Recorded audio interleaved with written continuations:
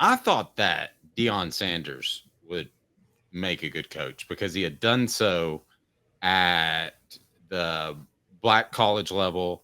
And I thought NIL would help him. I thought he's also very affable and would relate to the players. I'm wondering if he's gotten himself in way over his head and what Tennessee can do to perhaps take advantage of that. Here are some of the things you're not going to believe this is going on at the University of Colorado. So some players maybe not suited for prime time. Now, this coming according to Athlon Sports. One former player said, it's like a real life Grand Theft Auto video game. There are many distractions with fights, guns, and money floating around. The environment is unlike any I've come from before. Wow. That is pretty big to say it's like Grand Theft Auto. I won't even play Grand Theft Auto in front of my son, and he's 20 years old. Guns and gambling and all this stuff going on. There's more talk. The former player said that five-star talent Cormani McClain was taking a lot of heat from everyone. At the same time, Coach Prime was saying he was in the doghouse and needed to improve. Cormani was getting bullied by Shiloh Sanders, who is Deion's son. After the Oregon State game, Shiloh slapped him several times, which left Cormani screaming, I'm going to kill you repeatedly. After that, you could tell he wasn't mentally there. It's hard when the coaches you trust are calling you derogatory names on the practice field. Butch Jones. My goodness. This tells me that not only are things bad at the University of Colorado, they're about to get a lot worse, because you don't write something like this unless you're pretty sure the coach is going to get fired, because you have to work with him, Caleb. This is groundbreaking stuff for a major program. This does not happen. And it gets even deeper, by the way, because Jordan Seaton, who guys, I don't know if you guys remember, Tennessee thought they were going to land him, and then he went to Colorado last year, and then he played the race card. You should go play for a coach who looks like you. By the way, it's not like he committed to Maryland, who has a black coach, or it's not like he committed. There's a bunch of other schools with black coaches he could have committed to, by the way. So the idea that this was about wanting to promote a black coach was such a lie from him. But whatever, he was a 17-year-old. He's getting bullied now, apparently, and it's gotten really bad.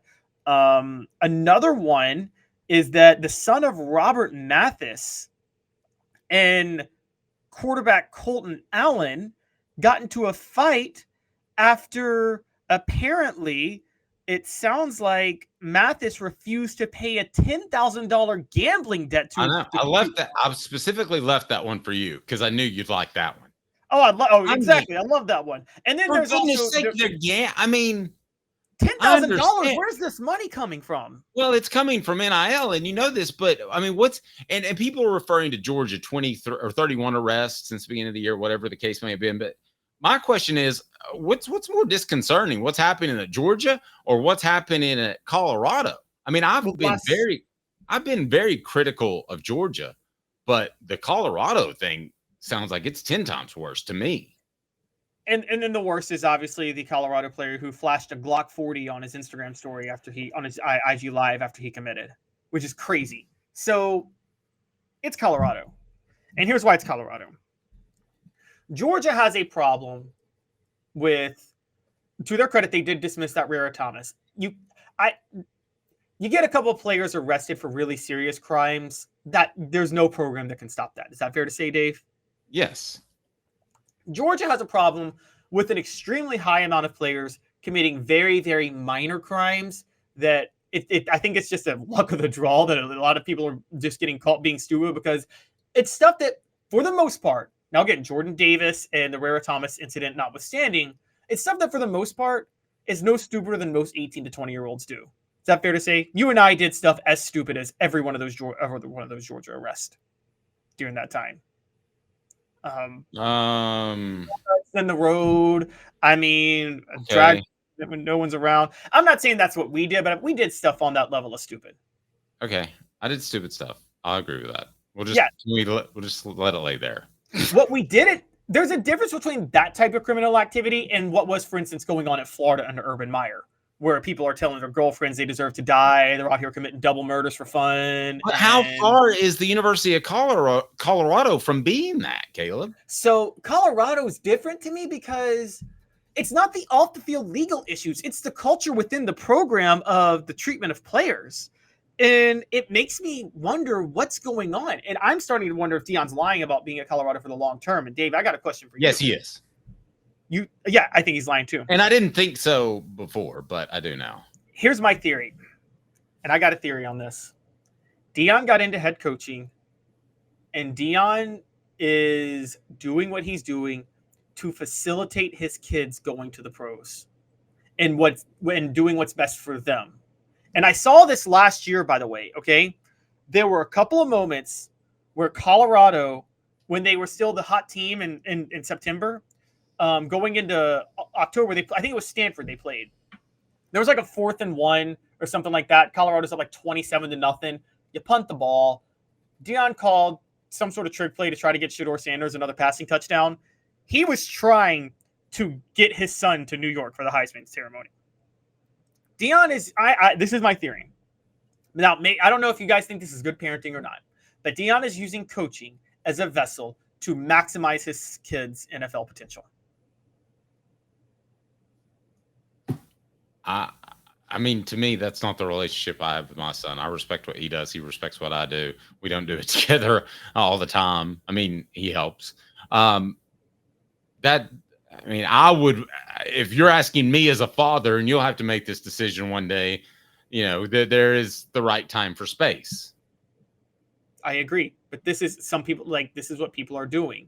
Now, again, some people can do it the way LeBron did. Leverage, I want my son playing with me. You can blame LeBron and the Lakers all you want. I mean, that is kind of cool. I can't blame LeBron, even if Bronny's not ready for the NBA. I can't blame him for doing that. Like, he wants to play with his son. Deion is literally sacrificing. Like, I don't even think he cares if he gets fired. If he gets Shedeur to be a number 1 draft pick, and if he gets Shiloh to the NFL, then here's where you're right, and it's over. The debate in your head, or the discussion we should have, should be over, because once this comes out, you're not getting the Southern California job, you're not getting the Florida job, which could come open, and he had been talked about for that. So if he doesn't get one of those jobs, what's he going to do? Hang out at Colorado without his 2 sons and his other superstar player and lose a bunch of games? No, he's going to end up doing something else, and exactly. I don't know what that something else is. But it might be returning to coach at a smaller level at the black universities, and there'd be nothing wrong with that. I don't even think here's the reason he was successful, though. And I said this when he was successful at Jackson State, the HBCU. He was getting 5-star recruits to go to Jackson State. Well, if you're getting 5-star recruits and you're at Jackson State, you're going to beat everybody else, right? So that's just how that goes. Deion, now I'm going to pose this to you, Dave, because you may know more than me about this. Let's call it what it is. Women. Women. Okay, sorry. You said you may know more about this. Go ahead. Deion had success in the pros, won back-to-back Super Bowls in 94, 95.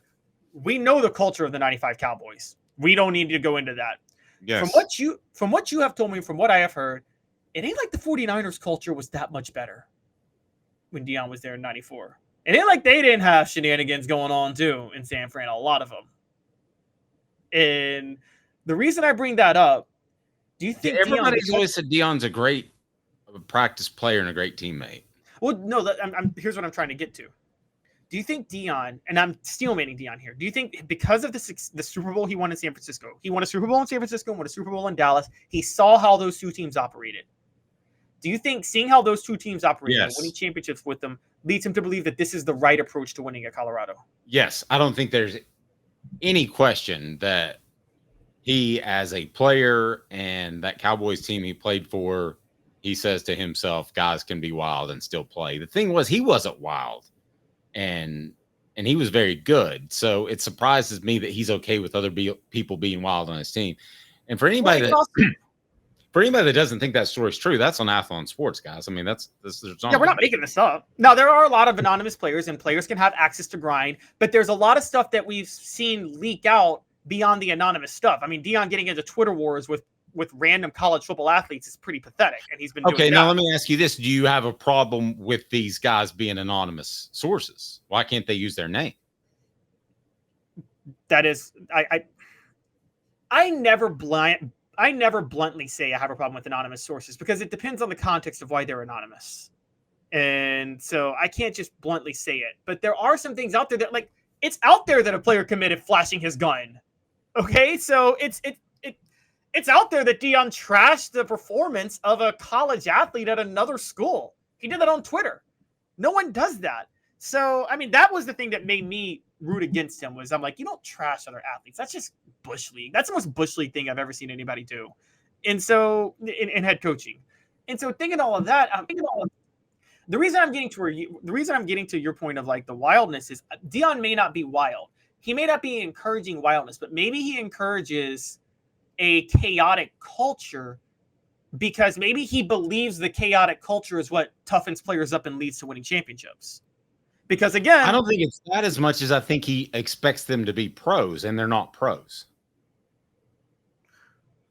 Maybe that's true. Maybe that's true. But or we could both be right in a little bit of both.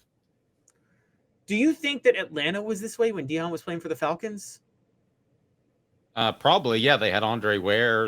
Andre Rison. They were pretty wild. Okay. Maybe I don't know that. And I am right in suggesting the San Francisco 49ers were almost as wild as the Cowboys, right?